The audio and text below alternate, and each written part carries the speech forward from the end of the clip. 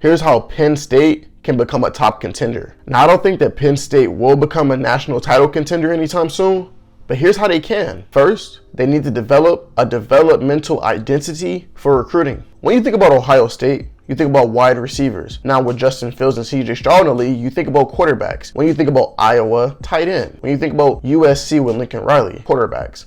LSU and Alabama, DBs. You get the point. Penn State needs to develop a developmental identity. They need to pick a position and develop it at the highest level. So when it becomes time to recruit, they can get the best players of that position year in and year out because they can show return on investment. And I think their best shot at this is becoming a premier defensive back and running back factory. When it comes to DBs, they already have Joey Porter Jr. in the league and Kaylan King coming up next. And at running back, they have one of the best running backs in the league already with Saquon Barkley. But specifically focusing on DBs, they need to produce elite DBs anyways to be able to match up against teams with crazy good wide receivers like Ohio State, Washington, and Oregon. And a good way of doing that is by maximizing the guy throwing to these receivers and quarterback Drew Aller. They have to get the most out of him and don't let him become Christian Hackenberg. You know, the high profile quarterback recruit who went to Penn State to change the program,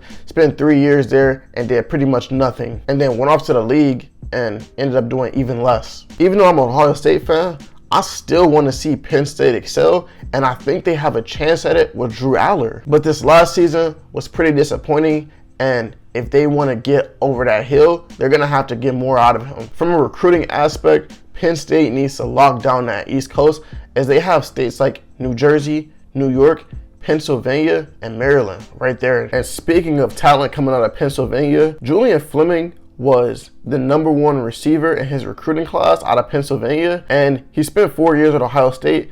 And as an Ohio State fan, I can tell you that Julian Fleming cannot be your wide receiver one. He battled with a ton of injuries at Ohio State, and obviously he had tremendous depth to overcome with a lot of the guys that he played with, but I just don't think that he's consistent enough to be trusted as your wide receiver one. So when the transfer portal opens back up after the spring, you have to find your wide receiver one there. And the transfer portal route can be sustainable for this season, but going forward, you got to start landing these big fish wide receivers. In New Jersey alone, there's so much high caliber wide receiver talent in that 2025 recruiting cycle with guys like Quincy Porter, Michael Thomas III, and Desi Jones. And Penn State has to land at least one of these kids. Penn State has done a pretty good job at landing these Ohio quarterbacks, and they need to get a really good head start on the 2026 quarterback from Ohio, Nathan Bernhard.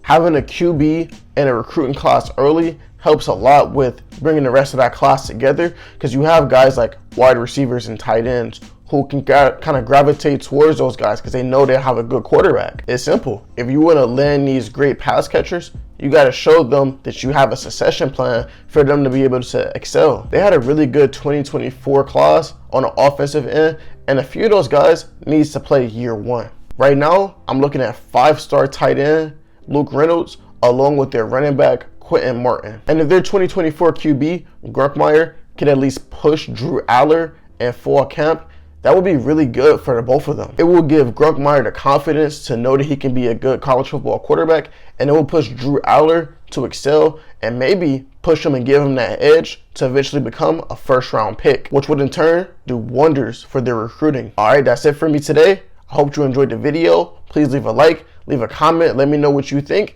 and subscribe for more college football content.